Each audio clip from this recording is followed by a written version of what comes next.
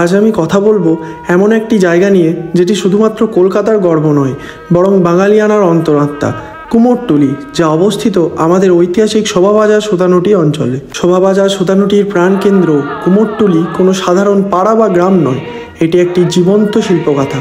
এখানে মাটি নয়, সৃষ্টি কথা বলে।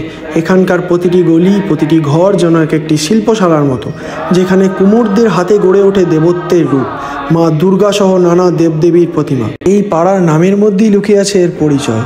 কুমোর অর্থাৎ মৃৎশিল্পী এবং টুলি অর্থাৎ ছোট পাড়া।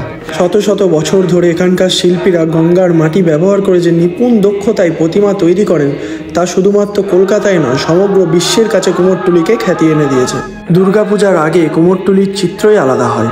গলির মোড়ে মোড়ে গজিয়ে ওঠে অর্ধসমাপ্ত প্রতিমা, চারপাশে মাটির গন্ধ, কাঠামোর ঠোকাঠুকি, রঙের ছিটে, সব মিলিয়ে এক অপূর্ব অনুভব। এখানের মাটি শুধু মাটি নয়, এখানে মাটি থেকেই জন্ম নেয় মা দুর্গা, লক্ষ্মী, সরস্বতী, গণেশ আর কার্তিক। কিন্তু কুমোরটুলি শুধু মৃৎশিল্পের পাড়া নয়, এটি ঐতিহ্য আর ইতিহাসের পল্লী। সুতানুটি ছিল কলকাতার অন্যতম প্রাচীন 3টি গ্রাম, যার মধ্যে শোভাবাজার একটি গুরুত্বপূর্ণ স্থান।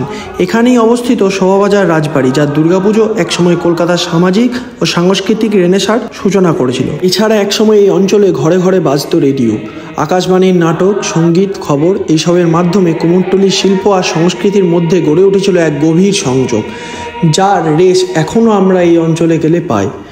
আজ কুমোরটুলি দাঁড়িয়ে আছে এক ঐতিহ্য আর আধুনিকতার মাঝে। পুরনো স্থাপত্য, কারুকার্যময় কাজ, দেবী মূর্তি আর বিশ্বাসের অটুট বন্ধনে বাঁধা এই অঞ্চল আমাদের মনে করিয়ে দেয় অগ্রগতি প্রয়োজন, কিন্তু শিকড় কখনো ভুলে যাওয়া যায় না। চলুন আমরা কুমোরটুলিকে কুর্নিশ জানাই তার মাটির গন্ধ, তার সৃষ্টিশীলতা এবং তার চিরন্তন সংস্কৃতির জন্য। ধন্যবাদ।